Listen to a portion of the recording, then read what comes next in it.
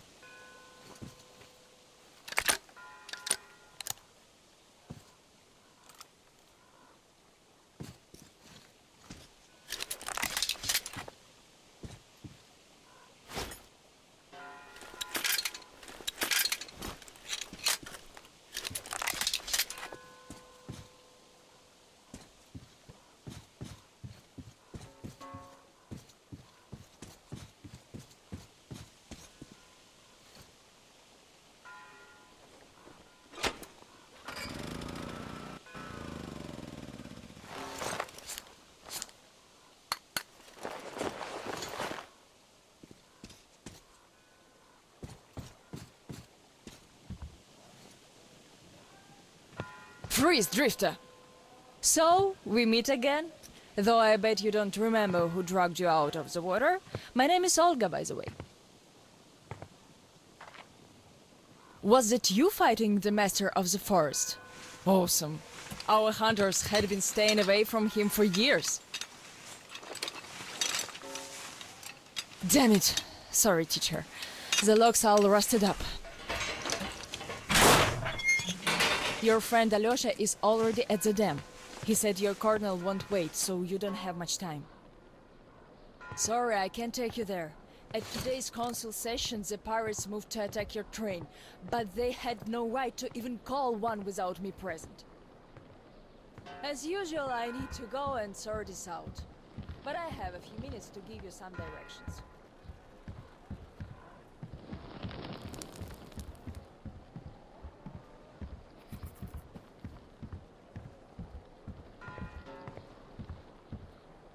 You need a boat to get to the dam.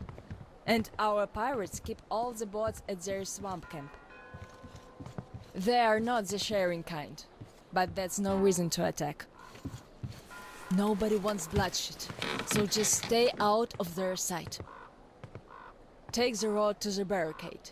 Go down to the swamp and find the dock. That's where Alyosha and I took the boat from. Did you forgive me? There are some left, but be careful. Well, Drifter, take care. And don't make me sorry I helped you people. Tell Alyosha I said hi.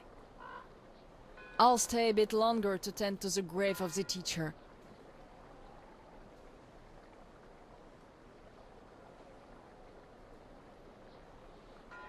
Decided to relax a bit before the trip. That's a good idea.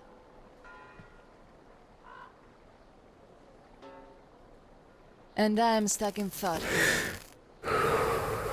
Once the master decided to haunt the vicinity, people all but stopped coming here, though they haven't forgotten.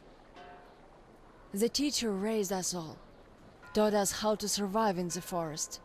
If not for him, we'd all be long dead. So the girls used to come here every day, and the boys still make it from time to time.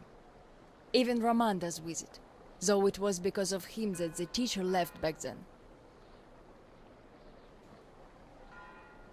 Most of us went on a trip down the river. There were just a few people left on duty in the camp. When we came back, we found it raided by bandits. It still pains me to remember the scene. Can't even describe it. Once we and the younger group were done crying, the teacher was digging the graves alone. The elder boys were nowhere to be seen.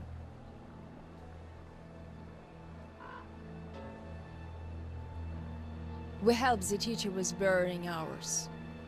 It was dark already when the boys returned and sat around the campfire. Roman was so covered with blood. You could only see his eyes and teeth. Then they started talking. Tracking was easy. The bandits didn't even try covering their tracks. So the boys waited till they all got drunk in their camp and shot them with bows. Then Roman knifed the wounded like they were deer.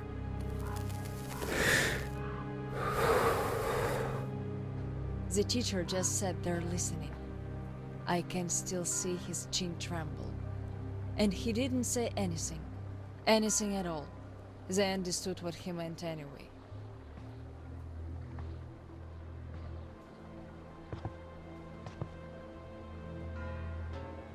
Come morning, he was gone. To this church.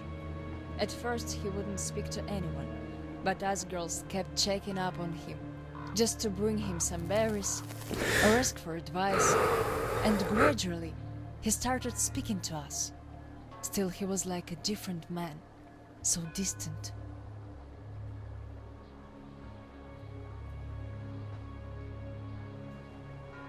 He never talked to the older boys anymore, though he'd reply to their letters, and to the rest of us who'd keep visiting him.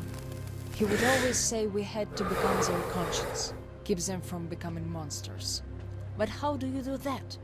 And they didn't stop at that either. started calling themselves pirates, made the floated lumber mill in the swamp their private HQ. Then they started hanging bandits from the coasts, calling them musts. One day they took about 10 bandits alive and used them to test all the boys. Made them kill the bastards. None of ours could do it. And they all got called cowards for that. And then got ostracized. That's how the pioneers came to be.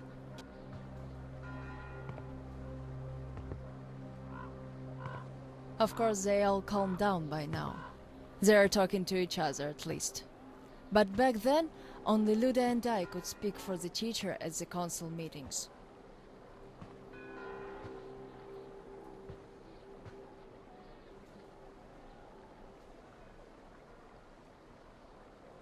In the end, Luda and a few boys just couldn't take it anymore and left. I wonder if they found a better place to live. I still keep checking the radio hoping to hear from them.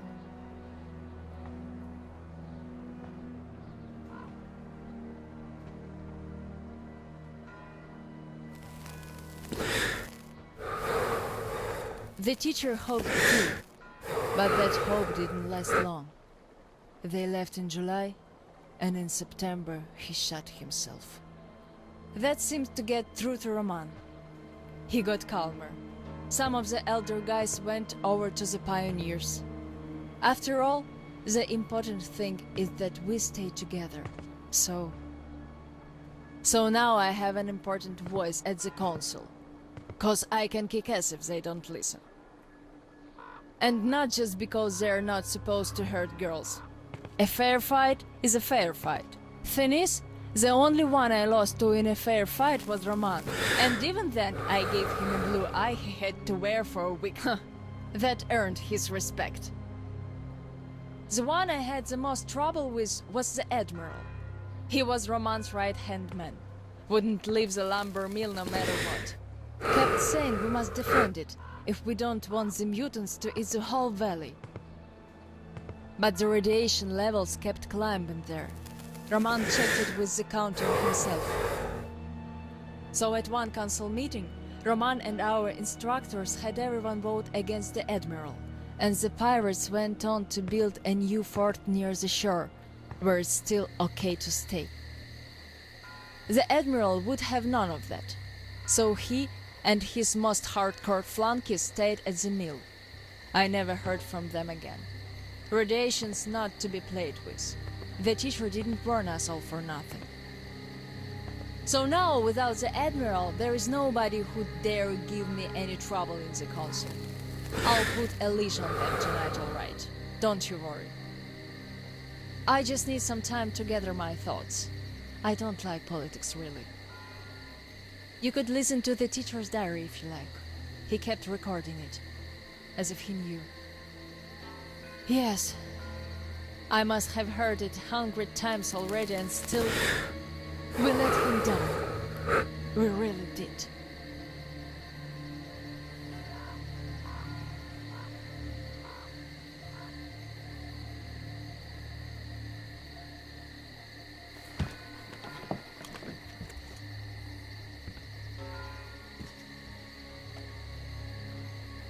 The radio's silent. My last hope for giving them a positive goal, leading them out of this forest dead end, was a complete fluke. Where did I go wrong? How could these great, talented, active, brave, honest, friendly children who would actively seek justice turn into monsters? Sure, I'm no Pestalozzi, but I did all I could. And even more, I gave them all, my soul, my life. And what did that result in? A society of shut-ins who only respect strength and are no less cruel than the bandits they fight. Yes, some of them kept their purity, shrugged off the bad influence, and ended up leaving. I gave them all the fuel I had. But how few they were. Most changed. Could it be that in this world that routinely changes even the harmless animals into nightmarish freaks? mankind simply has no future? What is there to hope for? What's the point of even going through the motions anymore?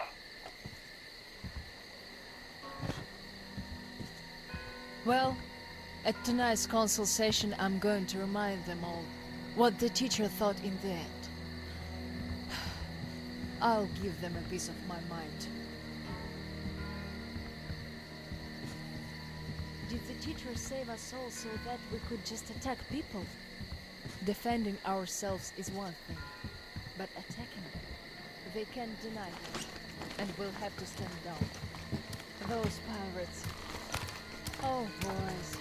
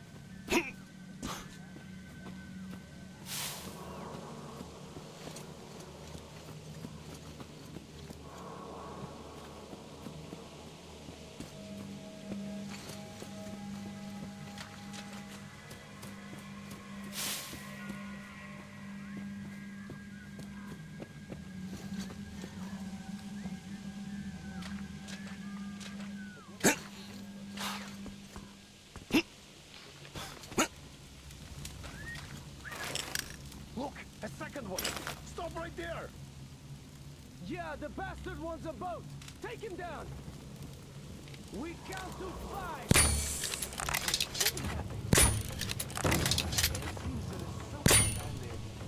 I see us! Return!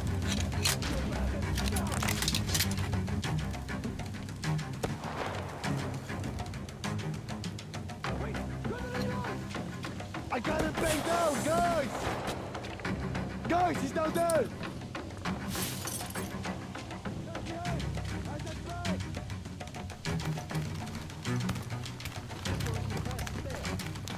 I see him! I see him, everyone! He's here! Darian! In the house!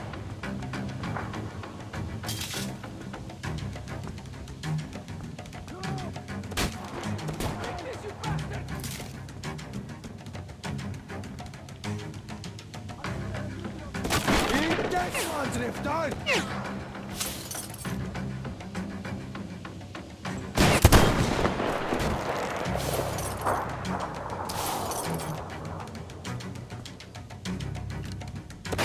You're done! We're all dying if it's not like this! Guys! We're all dying!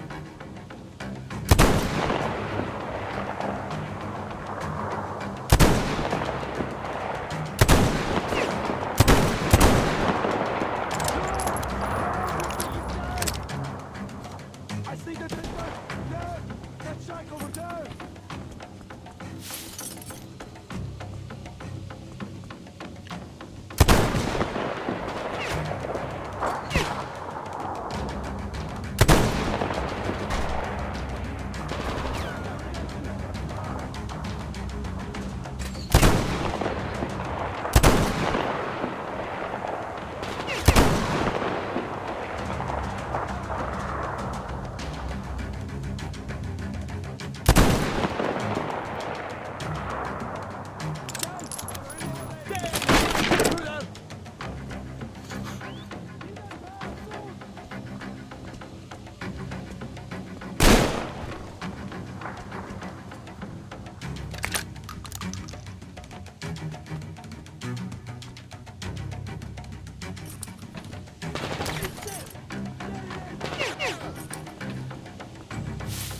Take this, you animal! Hey, brother! There! There, eat one of these! Dirty bandit! I see him! He's behind the crates!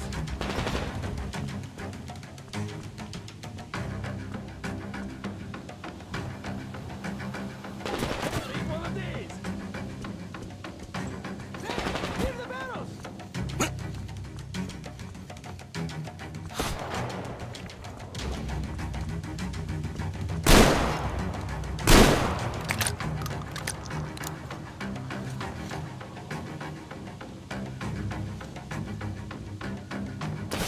Dirty bandit!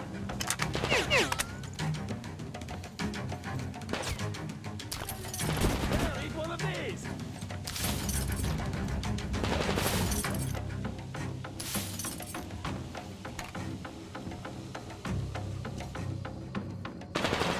There, you damned intruder!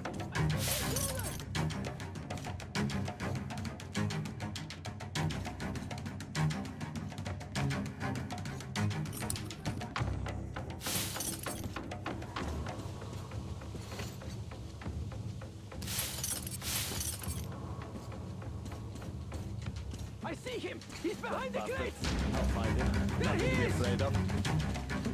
Guys! Wait it! He's behind the barrels!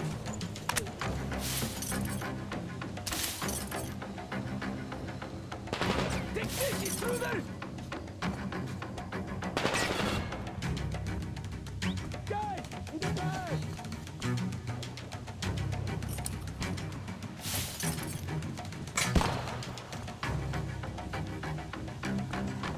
Wait! Gather reload!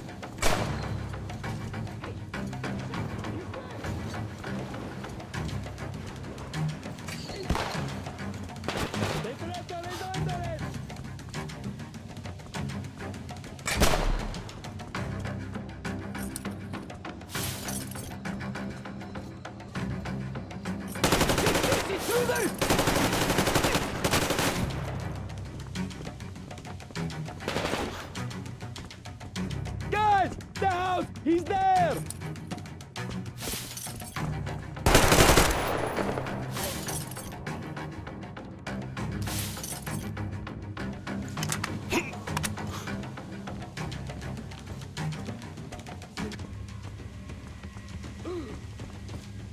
There he is!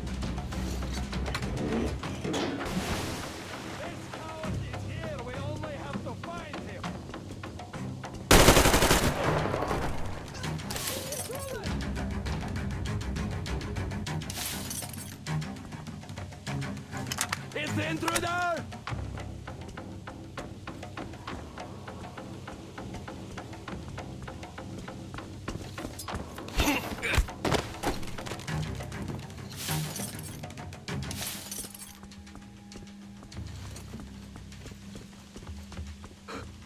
There he is!